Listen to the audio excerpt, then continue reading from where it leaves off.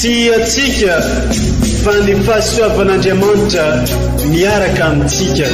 Isika fa ny fahasoavan'Andriamanitra miaraka amintsika noho izy roatsika sandrivaky sy asantsika miaraka aminy.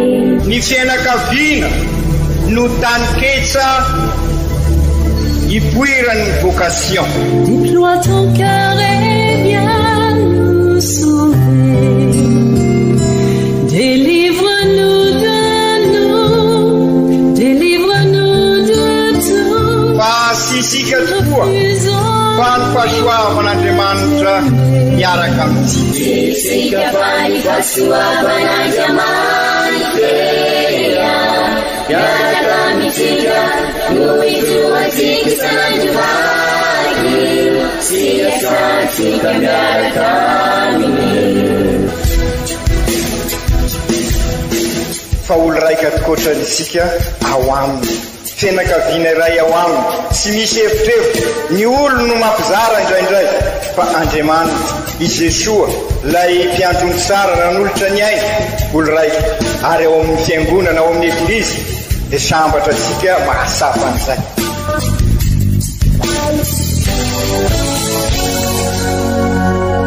Olo araiky atsika atambatry ny fanahy masina kamiray, olo araiky ao amin'ny Kristy.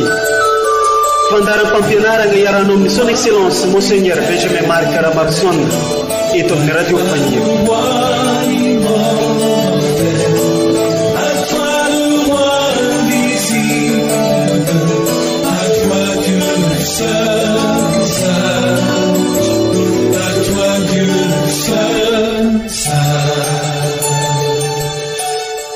Vonjeo izahay ry Tompo Andriamanitray ka angony avy amin'ireo hafa firenena mba hiderany anaranao masina sy faly amin'ny fiderananao. Salamo fahadimy am'zato.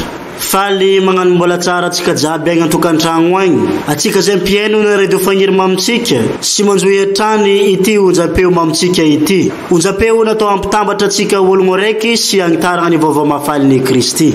Alahady fahefitra tsotra mandavantaona isika izao. Ny lohahevitry aroson'ny eglizy amitsika niany dia ny hoe sambatra ny mahantra fa azy ny fanjakan'ny lanitra. Isaoranay anareo zay mpagnaraka tsy tapaka ity onjam-peo mamitsika ity ary mbola sainay mpitiavagna hagnaraka izany sy hainy ny fampianarana ndraiky toroteny aroson'ny ray aman-drenitsika dia i son excellence Monseigneur Benjamin Marc Caramarson ray aman-drenitsika amin'ny alalan'ireo vakiteny masina samihafa aroson'ny eglizy amitsika iniany.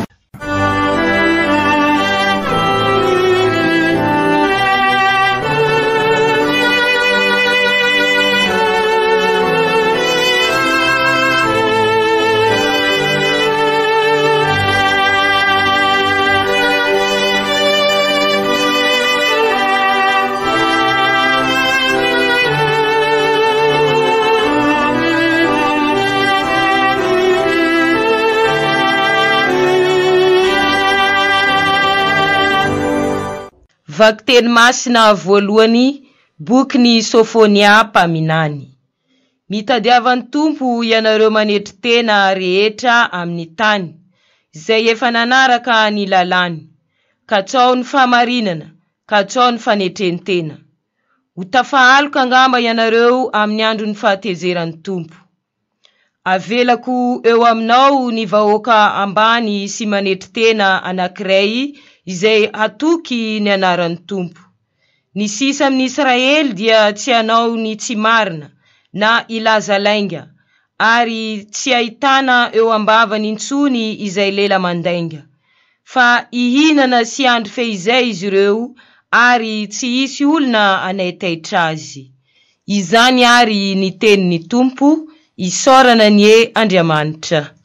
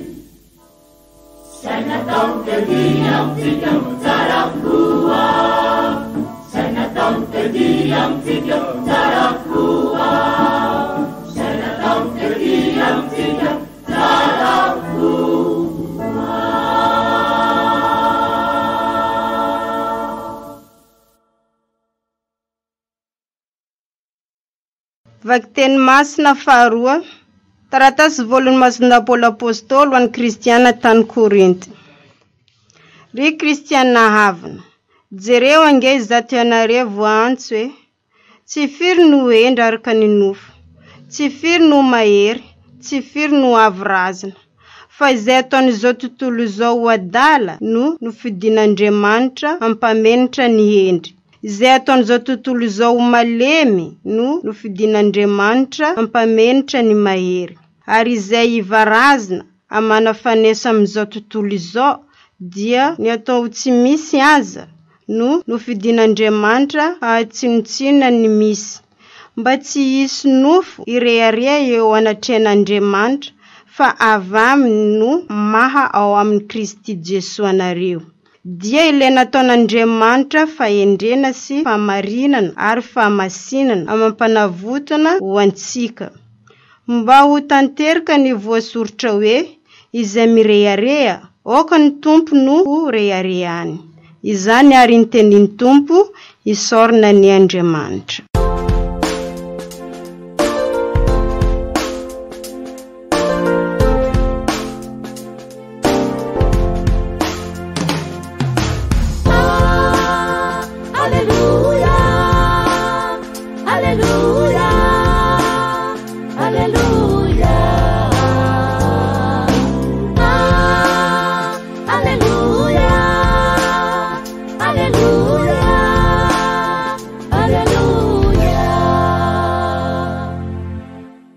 Ombantsika mianakavy anene tompo, ho tanteraka tokoa ny isa.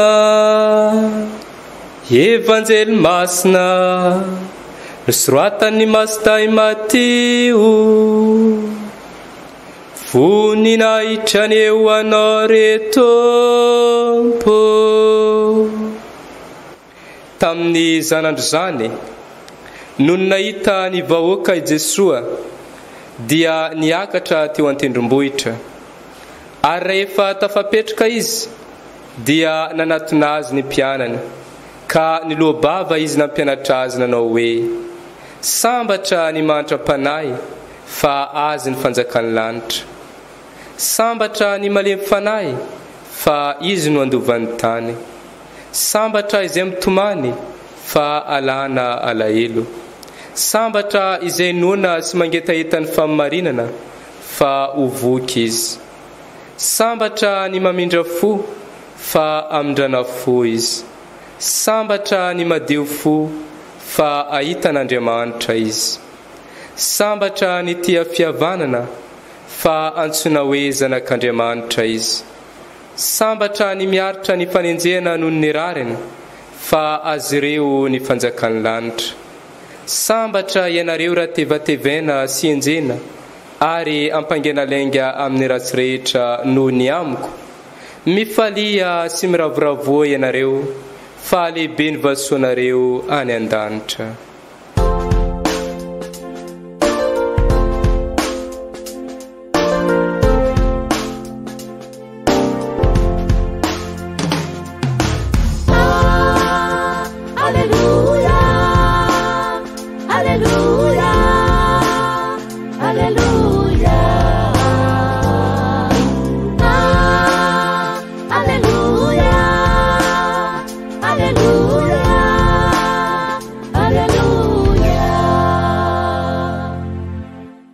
Izany ary ny teniny Tompo,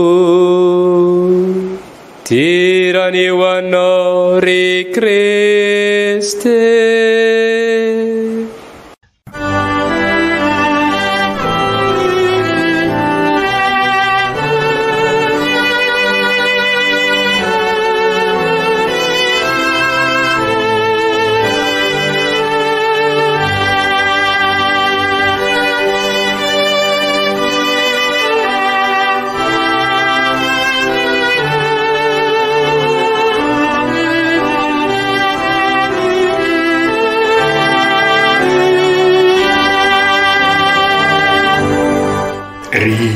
Kristiana ava malala efa voalasa hatramin'ny fanombohan'izao vaninandro mandavasaona izao fa fotoana atolotry ny eglizy ho fandalinam-ponoana izao amin'ny alalan'ireo vakiteny mba hitoetra eo anivon'ny fiainantsika tokoa i Jesosy ka jary Kristy mpiarabelona amin'olona isika.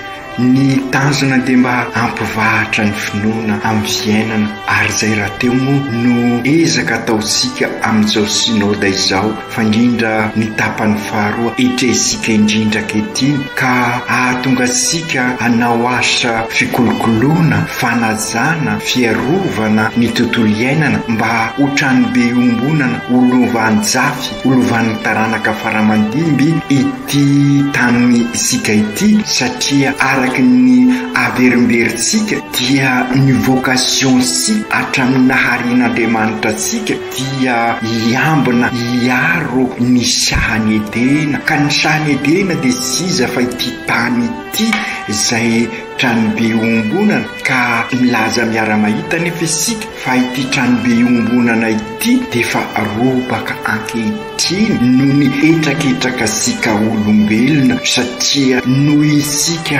nanota ary manota dia potika ny fifandraisasika amin'ny tontolo iainana nefa ny vocation sika araka lazaina teo dia hiambina hiaro sy kolokolo ny tranobe ombonana toizasika ary amafisika fa indrindra amin'izao vanim-potoana izay asara izao izay fotoana fambolena kakazo izay fikolokoloana ny tontolo iainana izay sy fambolena fosiny anefa ny tadiavina ho isika fa fierovana ary fikolokoloana ka toizasika izay ezaka ataosika izay nanomboka tamin'ny alahady faharoa mandavataona teo dia nandimika isika ary nametra-panontaniana iza marina Jesosy moa io Jesosy eo anivosika io ary inona no mety vokatra izay eo amin'ny fiainantsika andavanandro fa indrindra amintsika manao synode izao amin'izao alahady faefatra mandavataona zao dia toizasika ny famakiana ny evanjelin'ny Masindahy Matio izay nanoratra araka ny efa nazava isika ihany manokana ho an'ny jody. Azo lazaina fa katesizy ho an'ny jody no natao ary nandrafetany an'izay evanjeliny izay. Ka isika raha teo ary amin'izao fotoana anaovasika ny sinoda izao, fotoana ho isika fianakaviana eglizy kely miara-mivavaka mandalo mpinoana izao, dia azo lazaina fa tonga amin'ny tena ilaina azy ny fomba nentiny Masindahy Matio nandalina an'izay finoana zay sy nampita azy amin'ny hafa. Ary indrindra moa isika eto amin'ny dioseze ary ezaka manokana nataosika tamin'ny resaka tany sinoda tany voemarany hoe mba hivoaka amin'izay ny katesizy, satria ny katesizy no azo lazaina fa famintenana an'izay finoana inoasika izay ka tonga an'izay finoana izay ivelomana ary atonga an'izay finoana izay ho ankalazaina. Ka enganie izao ezaka ataosika izao ho tonga amin'izay famoahana an'izay katesizy izay. I Masindahy Matio izay vakisika amin'ity taona ity dia nampianatra ny vahoaka-jody isika teo, nangony arakaraky ny lohevitra ny fampianaran'i Jesosy sy ireo famantarana na fagagana araky izay hitasika fa mampety azy, anampy izay ny mamaky azy ino fa i Jesosy tokoa no lay Mesia nandrasan'ny vahoaka-jody. I Jesosy tokoa ny famonjena ary izy miara-dalana amintsika. Ezasika ny andray an'izany fampianaran'ny Matio izany amin'ny alalan'ny fandaliana mpinoana ataosika amin'izao vaninandro mandavataona izao. Ry kristianina ava malala, amp'izay ivon'ny Masindahy Matio ary ny anyty lay fampianarana lehibe nataon'izy Andriamanitra namolavola ny vahoakany ka nandrafetany an'izay vahoaka izay, nafany nanorina an'izay vahoaka izay tany tendrombohitra. Ka io indrindra no raisiny Masindahy Matio amin'ny evanjely androany. Azo lazaina fa mitovy tany nanorenan'Andriamanitra ny vahoakany tany tendrombohitra no tiany Matio asongadina, ka tamin'izay Andriamanitra nanome ny teny folo izay ataosika matetika hoe dity folo fa araky ny lazaina hoe dekalogy. Midikany hoe dekalogy dia ilay teny folo hitondranao torolalana ahafahana mandrafitra ny fiainanao. Ka izay koa no nataon'i Jesosy ao tendrombohitra araky ny voalazan'ny Masindahy Matio eto. Ka avy amin'io toriteny ao tendrombohitra io no sy maintsy andrafetana ihany koa ilay fianakaviam-ben'Andriamanitra ahorina sy azoro amin'ny alalan'ny fandraisana an'ireo toriteny tendrombohitra izay mampasiahy ilay teny folo nandrafitra ny vahoaka n'Andriamanitra. Ka izay indrindra ry kristianina ava malala, ireo fampianarana eo tendrombohitra izay tonkasika miaraky ny lohevitra mahazatra asika hoe fahasambarana valo no andalianatsika ary tsy kelikely araky ny nandrafetany Masindahy Matio azy. Ary amin'ny alalan'izay dinidinika sy fandalinana izay no ahafahantsika koa miditra amin'ilay fianakaviam-ben'Andriamanitra apetraky Jesosy ilay eglizy. Ka io no ambaran'ny Papa Fratelli Tutti, olo raika isika ziaby. Ka mifanorenana an'izay fianakaviam-ben'Andriamanitra izay dia mitaky torolalana mazava. Ka io toriteny eo tendrombohitra atomboka asika ny anyty io no entin'ny Masindahy Matio ampianatra an'izay votoatom-pinoana izay tahaka ny nampianarany an'ireo zody. Ka atolotra asika eto ary ireo teny ahatonga ireo anisan'ireo mandray azy ka zary ho zanaka sy fianakavian'Andriamanitra. Mitanjona moa ho an'ny fianakavian'Andriamanitra dia ho sambatra anana an'izay asambarana izay. Ka amin'izao alahady fa efatra zao ary ry kristianina ava malala dia ensika ny fampianarana mikasika ny asambarana. Sara ho fantatra fa sy araky ny fisainany sy fiheveran'izao tontolo izao sy ny fahendrena apetraky izao tontolo izao io asambarana ambaran'i Jesosy eo amin'ny toloteny atendrombohitra io. Matetika tokoa manko raha ny fomba fisainana sy fijery ary fahendren'izao tontolo izao ny angano dia mitondra matetika amin'izay asambarana zay dia ny fananana. Tsara ihany koa aloha no mametraka hevitra tsara mazava mikasika an'izay fomba fijerin'izao tontolo izao izay matetika mbara hoe fahendren'izao tontolo izao nefa mampisalasala raha ohatra hoe fahendrena, satria ny fahendrena matetika dia izay mitondra amin'izay mahasoa ary mahasoa mahary. Ka noho izany misy fahendrena no resahana eto fa fomba fisainana. Ka ny fomba fisainana izao tontolo izao ny atao hoe asambarana dia fananana. Manana an'izao ka mahatonga ny olona maro eboebo ipoerapoera fa azo lazaina fa mifanohitra amin'izay voalazan'i Jesoa eto, satria tsy fananana hoy Jesoa no mahatonga ny asambarana fa ny toetranao, ny mahanao anao. Sambatra ny mahatra-panahy fa andovan'ny lanitra izy, izany hoe ahazo ny asambarana. Ka ireo asambarana valo zay azosika ho alalinina tsara ary dia miainga amin'izay toetra zay mifanaraka amin'ny asambarana ambarany. Ka azo lazaina ry kristiana ava malala fa sy fananana araky ny fihevitran'izao tontolo izao ny voalaza eto fa fananana toetra avy ao anaty, toetra ny fonao no manambara asambarana. Ka raha sanatria akombre feno zavatra maro samihafa ny fonao dia tsy ahita asambarana, satria araky ny averimberisika ny fo voalaza eto dia tsy ilay tova fa ilay mahanao anao. Ka raha ny mahanao anao ary no akombre feno zavatra maro samihafa dia azagaga isika raha tsy ahita an'izay asambarana izay. Ka noho izany ary ry kristiana hava ny lakile entsika maky an'ireo asambarana valo ireo dia aoka sika sy resaka fananana. Fa raha fananana izy dia nitoetranao zany io fananana io fa sy zavatra ety ivelany fa ny mahasikasika tanteraka. Sy ny fananana no mitondra ny asambarana, nefa azo lazaina fa tena sarobidy ity tantsika ity ny tontolo iainana, ary ao anatin'io tontolo iainana io tany misy asika io, ary io tany io dia misy arena maro isan-karazany. Ka raha samy ao anatin'ny famokara ara-dalàna sy araky ny rariny sy ny hisiny ny fitantanasika ny tany, ny fikarakarasika azy dia araky ny fiteny zay matetika verimberisika hoe arena ny arena raha mamokatra ary mamokatra ho an'ny be sy ny maro. Hitasika amin'ny asambarana valo io teny io, sambatra ny malemy fanahy fa andovan'ny tany izy. Tsy misahatra isika no mamerina ny afatry ny eveka eto Madagasikara manao hoe mahantra Madagasikara, satria tsy hoe tsy misy arena fa mahantra Madagasikara mahantra olo-marina. Enisika i Jesoa mananotranotra an'izany androany, sambatra zay nono sy mangetaheta famarinana fa ho voky izy. Raha maro sy malemy fanahy zany isika, zany hoe manaza ny tontolo iainana sy anapotika azy fa ikolokolo, hiaro azy, manavao ny fifandraisana amin'ny hafa, manavao ny fifandraisana amin'Andriamanitra, dia ho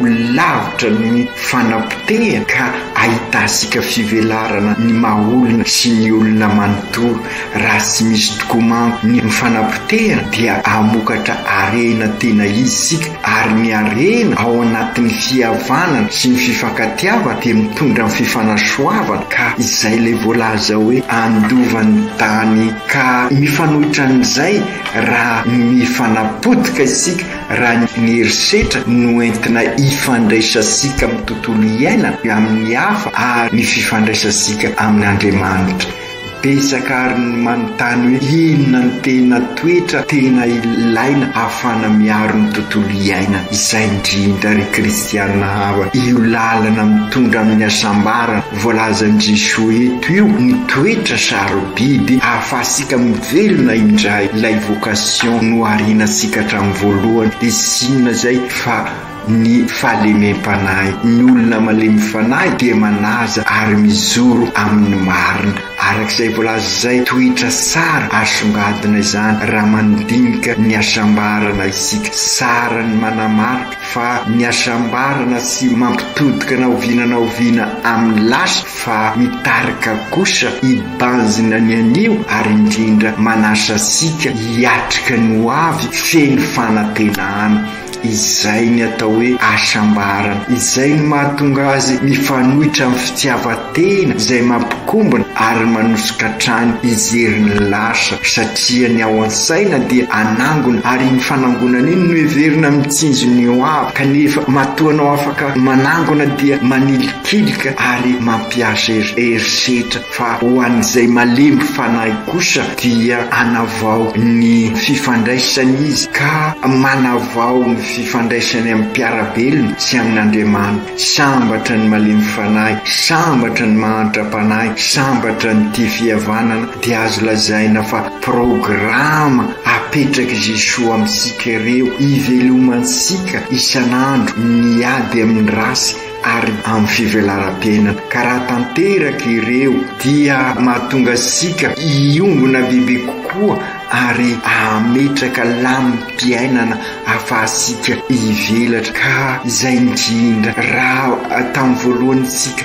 ny resaka momba ny teny folo, ny didy folo, izay rehetra izay dia mampasiaro ireo vahoakan'Andriamanitra izay nivolavolain'Andriamanitra avy amin'ny fanandevozana tany Ezipta ho an'ny tanina mpanantenaina. Ary dia izay nitiany masinday Matio raha nanangona ny reto fampianaran'i Jesosy izy mba anafaka sika amin'ny fanandevozan'ny fitiavan-tena, ny fialonana, ny avinavina, ka atonga sika amin'ilay tanina mpanantenaina dia siny fa ilay tranony be iombonana robaka izay arenysika indray mandeha noho ny fahasoavan'Andriamanitra, noho ny ezaka ataosika mba anarina azy ka manala sika amin'ny izay fahotana izay. Ary dia izay no ambaran'ny batemy tonga zanak'Andriamanitra isika, anisan'ny fianakaviam-ben'Andriamanitra, ka zary olo raika isika ziaby, frately toty mpiray tampo isika rehetra. Ka noho ny fisolovan'ny fanahy masina dia miditra amin'ny fiainam-baovao isika, tonga zanak'Andriamanitra ka miala amin'ireny herisetra sy ireny fifanapitehina ireny, fa mivelona ny alemem-panahy, mivelona ny fahamarinana, miaro ny rariny sy misy, ka zary génération mpanorona tokoa isika, manorona ilay trano be iombonana izay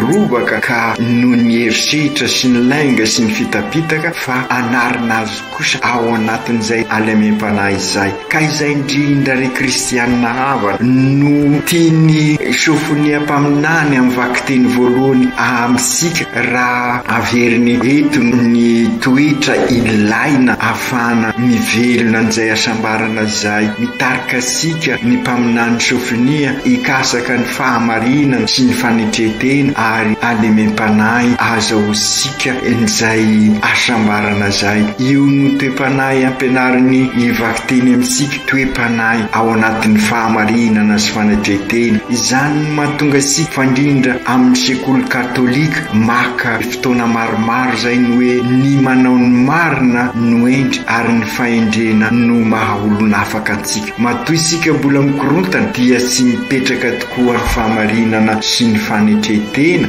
Raha te hahazo ny asambarana valy sika dia ny fikatsahana ny fahamarinana sy ny fanetretena ary ny alemem-panahy no tsy maintsy masoana. Manana modely sika dia Masiny Maria, Masinday Josefa, Lucien Botovasoa, Victoire Somanalivo sy ny sisa. In'izany no mbola ampisehiviny Masinda Paoly ao amin'ny vakiteny faharoa, mananatra sika i Paoly mba ho Andriamanitra mandrakariva no ho rearea sika, kasaka mandrakariva ny voninahitr'Andriamanitra sika amin'ny ataosika rehetra. Ary io no averimberisika ihany koa ny hoe raha manao ny asan'Andriamanitra isika dia Andriamanitra anao ny asa sika ary mahatonga sika hiditra ao amin'ny asambarana valy. Ary raha fitinina zany no manao ny asan'Andriamanitra dia ireo voalaza ny asambarana valy, sambatra ny mahantra-panahy, fa azy ny fanjakan'ny lany ny mahantra-panahy dia olon'Andriamanitra manatanteraka ny asan'Andriamanitra, sambatra ny malemy fanahy fa izy ny mandova ny tany, sambatra izay mitomany fa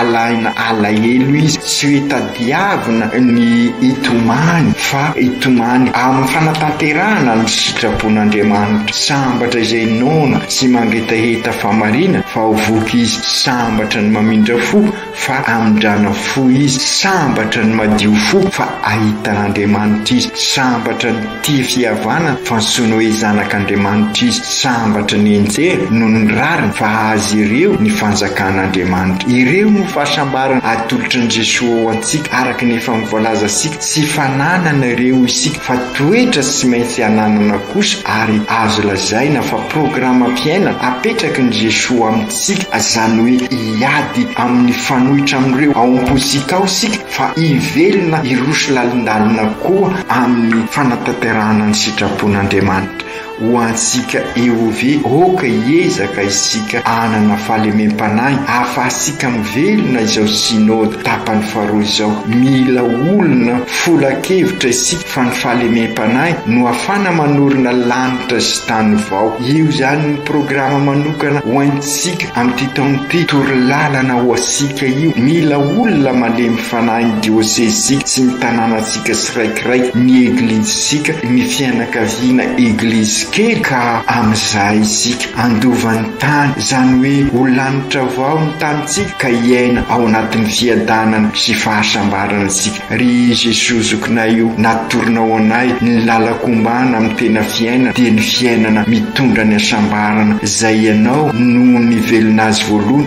ary ianao aza no asambarana. Engany izahay anakanao, anaradianao hiezaka mba anana fanahy ny diovinao ka alemy fanahy amin'ny fifandraisanay na amin'ny tontolo iainana na amin'ny fifandraisana eo anivon'ny fiarahamonina na amin'ny fifandraisana amin'Andriamanitra. Ampio ary zahay alahelo ireo toetra mitondra amin'ny fahotana, hitomany izahay noho ny fahotanay, ary ampio zahay angetahetan'ny fahamarina hampanjaka ny rariny sy nisiny araka ny nampianarinao anay. Ampio zahay ahay amindra fo ka hifankatia sy fanaza, ary dia ho diovinao tokoa ny fonay ka hitanao mandrakariva amin'ireo manodidina anay amin'ny fiainanay, koa dia hiada-pinaritra izahay hampanjaka mandrakariva ny tena fihavana, dia ny fihavana sady kristianina no malagasy. Amin'izay ho fantatry ny olona fa zanak'Andriamanitra izahay, mandovan'ny ray ary mandovan'ny tany. Mety maro ny sehatra eo amin'ny fiainanay, na dia ho enjena azy izahay dia hifikitra aminao mandrakariva ka hahazo ny fanjakan'ny lanitra dinin'izao. Masiny Maria renin'i Jesosy sady reninay io mivavao anay, ahafanay manitatra ny fanjakan'i Jesosy zanakao, hikasaka mandrakariva ny fahamarina ao anatin'ny fanetretena tahaka anao Masiny Maria, ka ny voninahitry Jesosy no hita amin'ny ataonay rehetra. Aoka tanteraka izany amin'ny anaran'ny Ray sy ny Zanaka sy ny Fanahy Masina. Amen.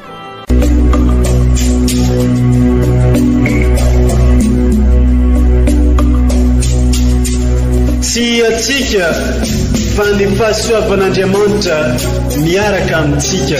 Tsy isika fa ny fahasoavan'Andriamanitra miaraka amintsika noho izy roatsika sangivaky, tsy asantsika miaraka aminy. Ny fianakaviana no tany-ketsa ipoiran'ny vocation. Déploie ton cœur et viens nous sauver. Délivre-nous de tout. Fasisika tokoa fa ny fahasoavan'Andriamanitra miaraka amintsika. Sisika fa ny fahasoavan'Andriamanitra miaraka amintsika noho izy roatsika sangivaky, tsy asantsika miaraka aminy. Fa olo raika atikoatran'isika ao aminy, fianakaviana iray ao aminy, tsy misy hevitrevitra. Ny olo no mampizara indraindray fa Andriamanitra i Jesosy lay mpiandrony tsara ranolotra ny aina, olo raika ary ao amin'ny fiangonana ao amin'ny eglizy dia sambatra antsika mahasapa an'izay.